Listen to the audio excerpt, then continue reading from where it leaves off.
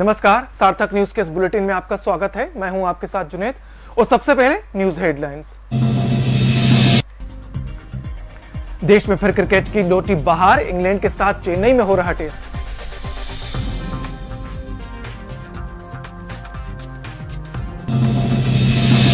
राज्यसभा में विपक्ष पर बरसे कृषि मंत्री, खून की खेती सिर्फ कांग्रेस कर सकती है, बीजेपी नहीं।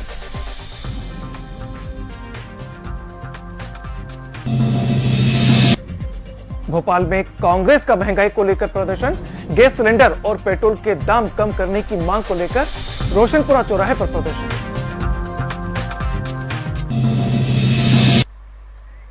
और अब सभी समाचारों को देख लेते हैं विस्तार के साथ। पूरे प्रदेश में अब कांग्रेस नौकरी संवाद चलाने जा रही है। कांग्रेस ब्लॉक स्तर पर गांव-गांव जाकर बेरोजगार युवाओं से संवाद स्थापित करेगी। अयोध्या में 10,000 बेरोजगार युवाओं से संवाद करने का लक्ष्य रखा गया है और यह संवाद 45 दिनों तक चलेगा। वहीं इस संवाद को लेकर कांग्रेस के जिला अध्यक्ष अखिलेश यादव ने कहा कि अब प्रचार नहीं, नौकरी चाहिए। भाजपा सरकार ने 1 करोड़ बेरोजगार युवाओं को नौकरी देने का वादा तो किया था, लेकिन युवाओं के साथ छलावा किया गया है।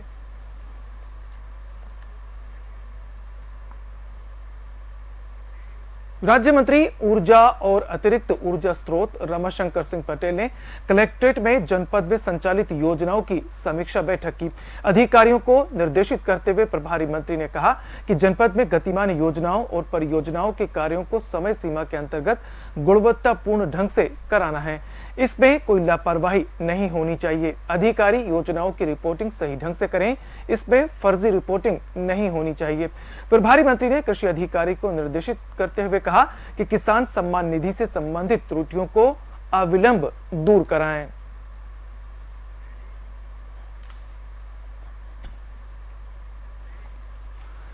चौरा चौरी शताब्दी महोत्सव तेजगढ़ में शुभारंभ किया गया। कार्यक्रम के दौरान स्कूली छात्र छात्राओं ने प्रभात फेरी निकालकर शहीदों को याद किया। प्रभात फेरी में एसडीएम, तहसीलदार, बीडीओ सहित प्रशासनिक अधिकारी शामिल रहे और लोगों को स्वतंत्रता आंदोलन की जानकारी दी। यह आयोजन खंड विकास अधिकारी सुशील कुमार पांडे के नेतृत्व में हुआ। प्रदेश सरकार के स्वास्थ्य मंत्री जय प्रताप सिंह ने 56 शहीदों की शिला पर पुष्प अर्पित कर नमन श्रद्धांजलि अर्पित की। उन्होंने गांव के सर्वांगीण विकास के लिए खंड विकास अधिकारी को निर्देश दिए।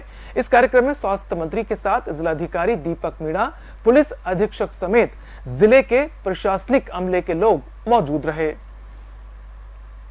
चौरी चौरा जो घटना हुई थी जिसमें 19 पुलिस के कर्मचारियों को जिंदा जलाया गया था, उस समय का जो आंदोलन आज़ादी के लिए जो हो रहा था, उसी को लेके बहुत सारे हमारे देश के अंदर ऐसे घटनाएं हुई हैं। उनको गांव में, शहरों में और प्रचार के माध्यम से बताना कि किस तरह हमारे शहीद उस समय के लोग जो आज़ादी की लड़ाई लड़ रहे थे, किस तरह से वो शहीद हुए, किस तरह से उन्होंने आज़ादी दिलाया, ये उसका मुख्य उद्देश्य है। और अगले 1 साल तक ये चलेगा, 4 फरवरी 2022 तक ये चलेगा कार्यक्रम। सिंगरौली में एनसीएल में फर्जी नियुक्ति करने वाले गिरोह के 4 सदस्यों को मोरवा पुलिस ने गिरफ्तार कर लिया है। इन लोगों के खिलाफ भागवत प्रसाद मोरवा और अन्य ग्रामीणों ने थाने में ठगी का प्रकरण दर्ज कराया था। आरोपियों ने शिकायतकर्ताओं से लाखों की ठगी की थी। तब दस्तावेजों की जांच हुई तो इन लोगों द्वारा दिया गया नियुक्ति पत्र फर्जी पाए गए। इस प्रकरण को पुलिस अधीक्षक वीरेंद्र सिंह के निर्देश पर मोरवा पुलिस ने इन 4 सदस्यों को गिरफ्तार किया। इन आरोपियों के खिलाफ पहले भी कई आपराधिक मामले दर्ज हैं। पुलिस ने आरोपियों के पास से एनसीएल के फर्जी मेडिकल पुस्तक के साथ कुछ नगद पैसे, 1 तोला सोने की चेन, 3 मोबाइल जब्त किए गए हैं। इसमें फरियादी भगवत प्रसाद वर्मा हैं। इनने कहा चारों ने कि हम आपके बच्चे को नौकरी दिलवा देंगे एनसीएल की सुविधा, और इसके लिए आपको 8 से 10 लाख रुपए खर्च करने पड़े। फरियादी इनकी बातों में आ गए और उनने 7 लाख रुपए इनको दिए। इसके एवज में सौरभ सिंह ने एक नियुक्ति पत्र बनाया, एनसीएल का नियुक्ति पत्र, उनका मेडिकल का रिपोर्ट और मकान आवंटन का एक आदेश उनको दिया। जब ये लेके एनसीएल के कार्यालय में पहुंचे तो वहां पे पता चला कि ये जो भी पत्र इनके द्वारा दिए गए हैं सब फर्जी हैं।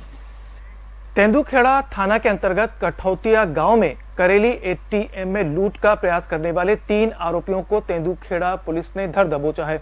थाना प्रभारी अक्रजय ध्रुवे ने बताया कि आरोपी करेली एटीएम में लूट का प्रयास कर रहे थे, जिस पर वह सफल नहीं हो पाए और करेली पुलिस ने एक आरोपी को पकड़कर सख्ती से पूछताछ की तो आरोपी ने अपने 3 साथियों की जानकारी दी, जिसके बाद पुलिस कठौतिया पहुंची और तीनों आरोपियों को पकड़ लिया। आरोपियों के पास से एक आर्टिका कार भी बरामद की गई, जिसमें एक महिला और 2 पुरुष मौके पर पकड़े गए। पुलिस आरोपियों से और भी पूछताछ कर रही है, जिनसे खुलासे हो सकते हैं। लोग जो हैं ये एटीएम में फ्रॉड करके जो है यहाँ पे हमारी ओर भागे हैं जो भी साइड में, तो मैं अपने बल के साथ में रवाना होकर के उसकी पता रही तो जो भी तरह रवाना हुआ था, जो ये लोग मुझे इंदिरा के पास में मिले। इंदिरा के पास में मेरी गाड़ी क्रॉस करते हुए लोग गए, जब इनका पीछा किया गया तो ये लोग जो है कटोरिया के पास में हमने इनको दर दबोचा। रामनगरी अयोध्या से लूटी गई कार का अयोध्या पुलिस ने खुलासा कर दिया है। पुलिस ने अंतरराज्य शातिर लुटेरे को गिरफ्तार करने में एक बड़ी सफलता हाथ लगी है। ये दोनों लुटेरे अयोध्या के सूर्या पैलेस के पास से गिरफ्तार किए गए। कार का ड्राइवर पटना के एक होटल में बेहोशी की हालत में मिला, जिसका मुकदमा अयोध्या कोतवाली में दर्ज है। अयोध्या कोतवाली पुलिस ने दोनों को गिरफ्तार कर लिया है। हालांकि लूटी हुई कार को पुलिस बरामद नहीं कर पाई, लेकिन दूसरी गाड़ी फॉर्च्यूनर पुलिस ने बरामद की है। अभियुक्तों की गिरफ्तारी करने में सफल हुए हैं और उनके पास से एक फॉर्च्यूनर वाहन बरामद हुआ है और इसमें ये जो चोरी गया हुआ वाहन था वो भी उसकी तलाश जारी है और बट जो है इनके पास से जो फॉर्च्यूनर एक गाड़ी बरामद हुई है उसका ये उपयोग करते थे। इनकी मोडस ऑपरेंडी ये थी कि हायर करते थे गाड़ी, इसके बाद नशीला पदार्थ खिला करके ड्राइवर को जो है सुला देते थे और फिर गाड़ी को चोरी कर लेते थे। भोपाल में महंगाई के विरोध में कांग्रेस ने रोशनपुरा चौराहे पर जिला कांग्रेस कार्यालय के सामने धरना प्रदर्शन किया। इस धरना प्रदर्शन में कांग्रेस के कई कार्यकर्ताओं के साथ पूर्व महापौर विभा पटेल और जिला अध्यक्ष कैलाश मिश्रा मौजूद रहे। प्रदर्शन में गैस सिलेंडर महंगा होने पर चूल्हा जलाकर चाय बनाई जा रही है और सिलेंडर के दामों को लेकर एक सिलेंडर पर मालाएं डाली गईं।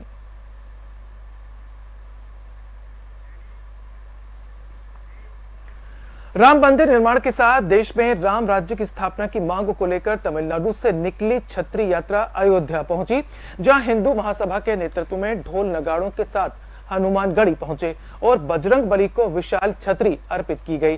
छतरी यात्रा को लेकर हिंदू महासभा के राष्ट्रीय अध्यक्ष त्रिदड़ी देव स्वामी ने कहा कि तमिलनाडु से हिंदू महासभा ने नेतृत्व में यह यात्रा निकाली जाती थी कि अयोध्या में भव्य राम मंदिर बने और भगवान की बड़ी कृपा रही कि पिछले वर्ष भगवान श्री राम की भव्य मंदिर निर्माण का शिलान्यास हो गया।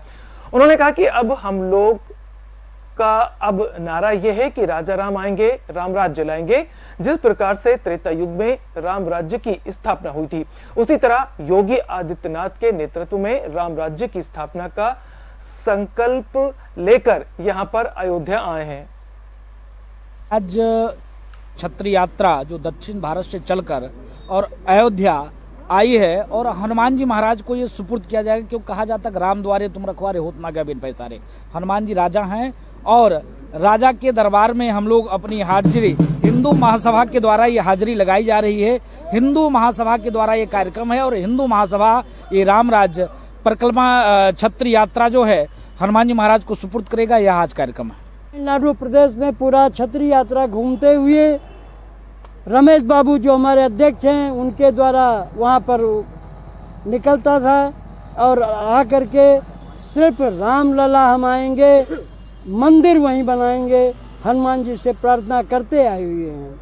ये हमारे रमेश बाबू यहाँ पर कितना प्रयत्न करते हुए लाते थे, लेकिन चूंकि उद्देश्य पूरा हुआ हनुमान जी के माध्यम से, अब हमारा उद्देश्य जो इस वर्ष छत्री यात्रा निकली है राम राज्य की स्थापना, और राम राज्य की स्थापना दुनिया चले ना श्री राम के बिना, राम जी चले ना हनुमान के बिना। तो हम हनुमान जी से निवेदन करते हुए हनुमानगढ़ी जो कि हमारे राजा हैं अयोध्या के, उनको प्रार्थना करते हुए ये छतरी हम वहाँ समर्पित करेंगे।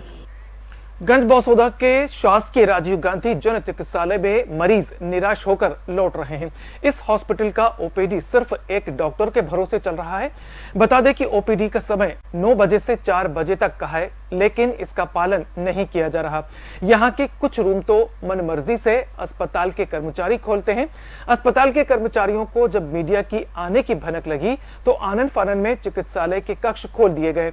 इतना ही नहीं, महिला चिकित्सक कक्ष पर भी ताला लगा था और मरीज उनके कक्ष के सामने बैठे हुए थे।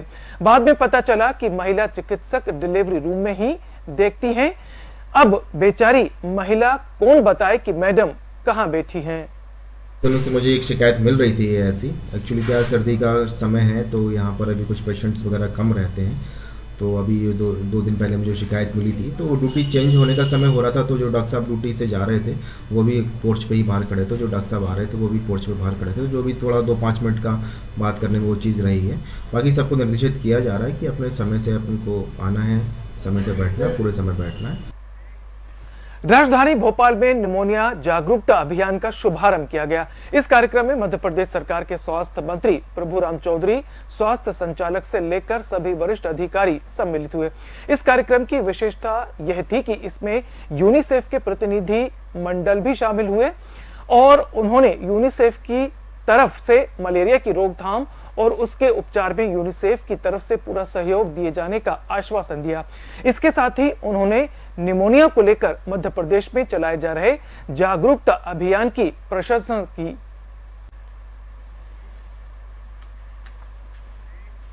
रायसेन जिले के सुल्तानपुर में जरूरतमंद लोगों के लिए नगर परिषद सीएमओ ने एक अनोखी पहल की है, जिसमें उन्होंने गरीब परिवार जो कपड़े नहीं खरीद सकते उनके लिए नेकी की दीवार का अभियान चलाया है।